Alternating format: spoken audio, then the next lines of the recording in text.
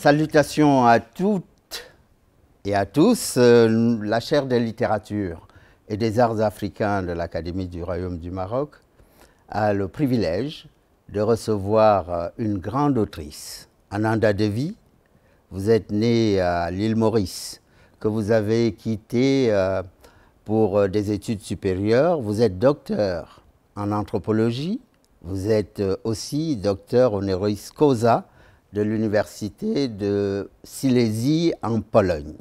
Vous avez une œuvre abondante, reconnue, plébiscitée, et vous revenez de l'université d'Oklahoma où vous avez reçu le prix Neustadt l'année dernière en octobre. C'est un grand prix littéraire comparé à un Nobel pour la partie américaine ou en tous les cas anglophone. Et vous êtes une autrice que l'Académie reçoit dans un cadre précis.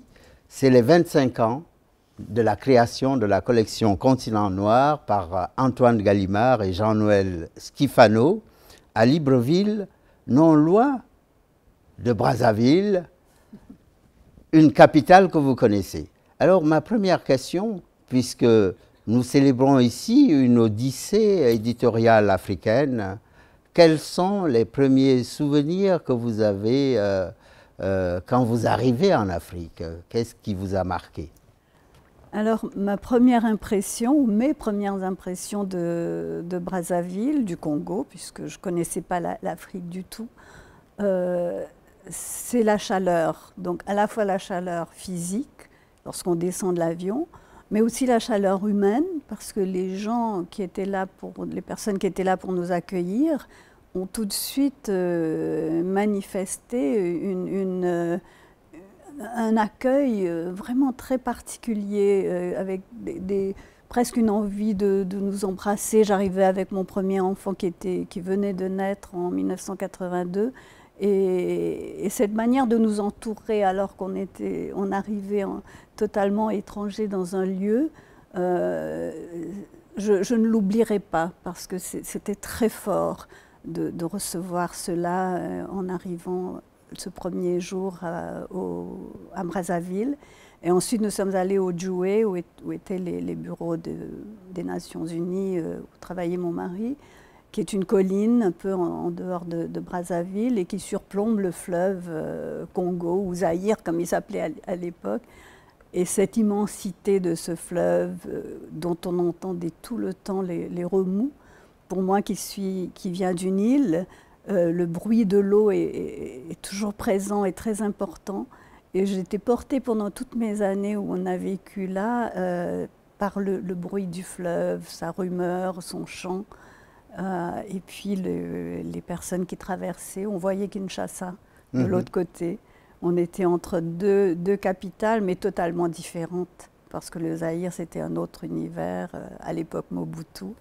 Le Congo était un pays en paix jusqu'à 1988 à peu près. Et donc voilà, c'était peut-être des années très heureuses, parce que justement mes enfants, mon premier enfant était tout petit, le deuxième est né enfin 2 ans plus tard. Et je pense qu'on n'oublie pas ce genre de moments très précieux où la famille se construit, qui m'a aussi inspirée à écrire, pas du Congo directement, parce que je ne pensais pas que je le connaissais assez, mais j'ai beaucoup écrit alors quand j'étais là-bas, parce que c'était un moment qui m'inspirait énormément. Alors vous êtes né dans une île, vous disiez tout à l'heure que le bruit de l'eau vous a marqué. Vous rappelez peut-être les 3 boutiques, enfin le lieu où vous êtes né. Et s'il y a une correspondance à établir entre l'île Maurice, qui est aussi une île africaine, faut-il le rappeler, pour certains qui l'ignoreraient. Là, nous sommes aussi dans la partie, disons, îlienne de l'Afrique, mais s'il y a des correspondances à établir entre 3 boutiques et Brazzaville, quelles seraient-elles?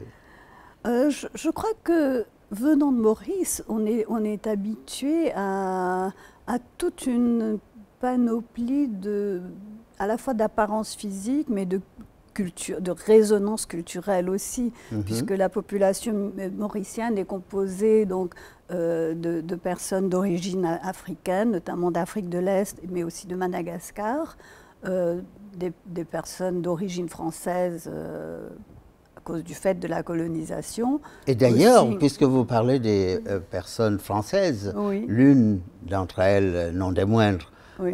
Jean-Marie Gustave Leclésio, a des racines mauriciennes. Absolument, oui, oui. Ses grands-parents maternels et paternels étaient venus s'installer ou étaient mauriciens. Son père aussi, je crois, est né à Maurice. Venant de Grande-Bretagne. Oui. Mais vous vouliez peut-être aussi dire que cette mosaïque humaine, oui. est aussi constituée par des populations venues d'Asie. Exactement. Donc, une grande partie donc, est venue de l'Inde, mais aussi de la Chine. Donc, dès l'enfance, on est habitué à ces visages du monde entier, quasiment. Et donc, arrivé à Brazzaville, je n'avais pas l'impression d'un dépaysement total. Et c'est vrai qu'on est plus proche du continent africain que de l'Inde ou de l'Europe. Bien sûr. Et j'ai été d'ailleurs, bien avant les écrivains des pays du continent africain, les écrivains des indépendances, comme on les appelait, m'ont beaucoup, beaucoup nourri, alors que je débutais en écriture. Et quelque part, il y avait aussi cette familiarité de l'imaginaire qui fait que, pour moi, tout cela était une forme de correspondance entre mon île et ce Djoué, qui était effectivement comme une île au bord du fleuve. Et c'est pour ça que je dis souvent que mon hybridité en tant que mauricienne me nourrit énormément du point de vue littéraire, mais aussi humain, parce que je peux vivre dans un pays africain et me sentir chez moi, ou dans un pays européen, disons, plus ou moins être... Et ne pas être dépaysé. Ne pas être dépaysé, au fond, et ou en Inde aussi. Oui, ouais. Aussi. Au fond, le monde est votre territoire, d'autant plus que vos œuvres sont célébrées dans le monde entier. Vous avez une quinzaine de traductions dans plusieurs langues de vos œuvres cette fois. Et si on revenait à cette œuvre et qu'on en dégageait le nœud, le noyau, l'épicentre, à vos yeux, quel serait-il ? Je crois que l'épicentre, c'est justement cette exploration du paradoxe humain, qui est le fait que nous soyons à la fois capables d'une grande générosité, d'altruisme, de don de soi, d'humanisme, mais aussi capables, chacun d'entre nous, je ne fais pas la différence entre les gens, aussi capables de choisir une voie de violence et de domination, d'écrasement de ceux qu'on considère plus faibles que nous. Et dans ce paradoxe-là, pour moi, existe une faille, un déséquilibre qui fait qu'on est tout le temps à la recherche de quelque chose. Et moi, j'essaie d'aller creuser dans ces failles et de voir qu'est-ce qui nous fait à un moment donné ou à un autre prendre cette direction-ci ou cette autre. Et donc, quand j'ai beaucoup parlé de la condition féminine, puisqu'elles sont souvent dans ces situations d'être les dominées plutôt que les dominantes. Vous l'évoquiez dans Pagli. Oui, je l'évoque dans Pagli. Et dans Le Long Désir, que je tiens ici, c'est l'une des œuvres publiées dans la collection Continent Noir, vous évoquez certes votre lieu de naissance, mais dans ce que vous disiez tout à l'heure sur le choix, le paradoxe qu'on peut avoir de tendre d'un côté ou de l'autre, quel serait le long désir qui devrait, à vos yeux, habiter l'être humain, si vous aviez une suggestion à formuler? Le long désir, dans ce texte-là, il démarre avec une suite de poèmes d'amour. Donc c'est l'amour qui nous guide, au fond, qui devrait nous guider vers l'autre, et que cet autre, quelque part, est le miroir de nous-mêmes. Et ce don d'amour à la fois physique et émotionnel et passionnel, que je vois comme quelque chose d'entier qui nous illumine aussi de l'intérieur, même s'il nous fait souffrir aussi. L'amour nous fait souffrir, mais quand on accepte cette souffrance-là comme faisant partie de l'expérience humaine, le besoin de vengeance ou de domination ou de cruauté peut être évité, dominé ou écarté. Amoindri. Oui. En tous les cas, vous dites dans Le long désir, au plus pâle de notre sommeil, les mots font acte d'adoration. Écorce effritée sur une fraîcheur intérieure, haleine de thym et de coriandre évadé des verdures, flanc palpitant d'un animal fatigué de sa course, porte de moi entr'ouverte sur une belle échappée. Au fond, l'amour est aussi une belle échappée. Absolument, et la littérature l'est aussi. Alors, pour la littérature, vous avez des admirateurs par le monde. Je ne vais pas tous les citer, ce serait impossible, mais Leclésio qui était ici, Jean-Marie Gustave Leclésio, a écrit de très éloquents et élogieux articles vous concernant. Et si vous reteniez quelque chose de Oklahoma City, où vous avez été anobli par un prix important, on a parlé de Brazzaville tout à l'heure. Le dernier grand voyage, c'était, je suppose, Oklahoma. Qu'avez-vous reçu là-bas, en dehors du prix, bien entendu? Ben, j'ai reçu d'abord beaucoup d'amitié, en fait. C'est vrai, je parlais tout à l'heure de chaleur humaine, mais là aussi, il y avait une grande reconnaissance aussi et connaissance de ce que j'ai fait, mon travail, ce qui est pour moi toujours une espèce me semble de miracle, puisque l'enfant de 3 boutiques, un tout minuscule village du sud de l'île Maurice, arrive à un moment à se retrouver dans un environnement tel que cela, mais aussi du fait que là, on était aussi dans une espèce de lieu où plusieurs cultures différentes se retrouvaient et pouvaient se comprendre sans aucune difficulté, alors qu'on fait face à des enfermements identitaires partout dans le monde. Et on se dit comment cela se fait que dans certains lieux on se retrouve et on peut se comprendre et se parler et dialoguer, même si on n'a pas les mêmes idées. Et à d'autres moments on s'enferme totalement et on refuse le dialogue avec l'autre. Et je pense que la littérature est importante pour cela, c'est qu'elle permet justement ces portes ouvertes, pas seulement sur de belles échappées, mais aussi sur une réflexion profonde sur ce que nous sommes et une compréhension de ce que nous sommes et de ce qu'est l'autre.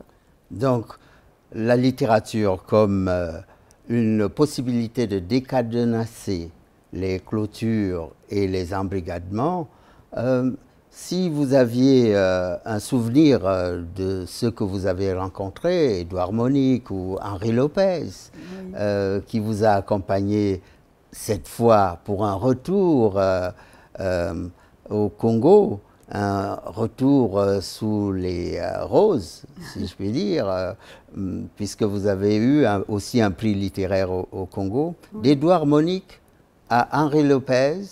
Comment résumer ces rencontres que vous avez pu avoir?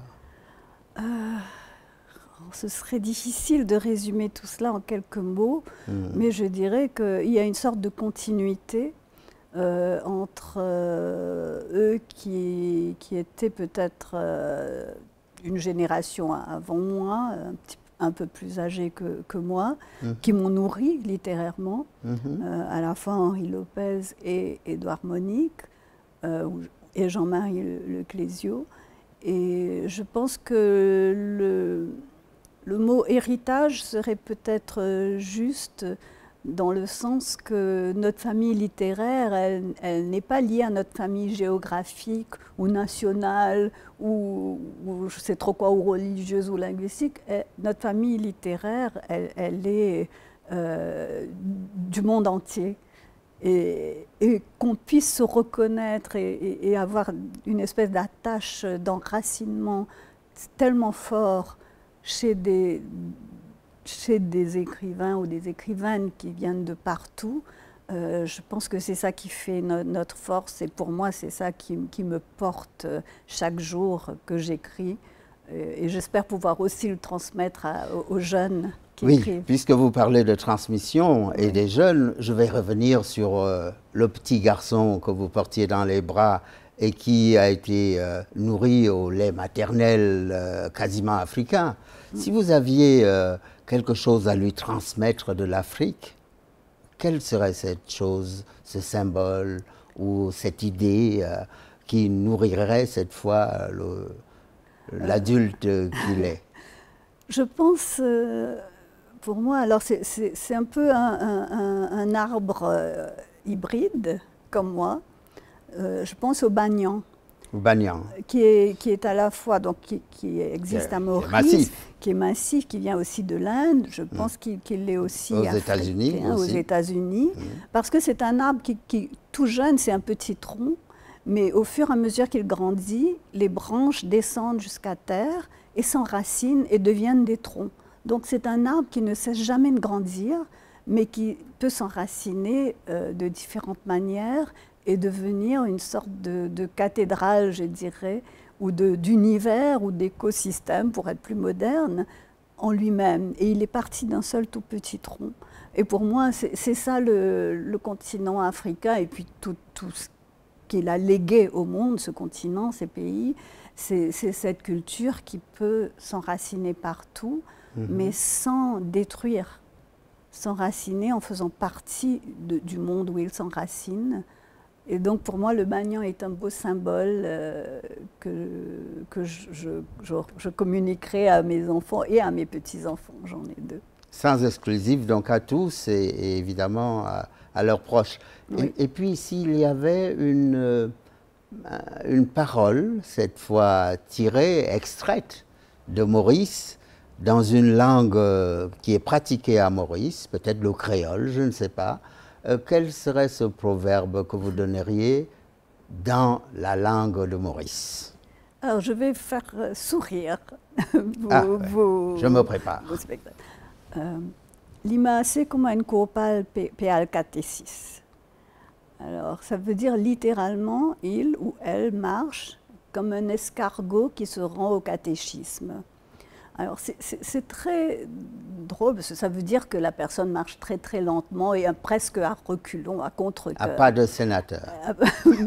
Parce que le court pas, c'est l'escargot. Il court pas, donc en créole, il s'appelle court pas. Mais qui va au catéchisme, c'est aussi très ironique envers la religion.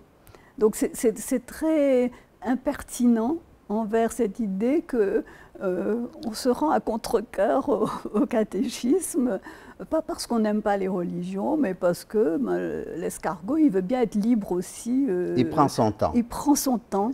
Et ça, c'est vraiment une parole des îles, mais je crois qu'on peut tous apprendre de ça. C'est prendre son temps pour aller se rendre quelque part. Mais c'est peut-être aussi une invitation à la méditation avant d'agir. Je pense, oui, absolument.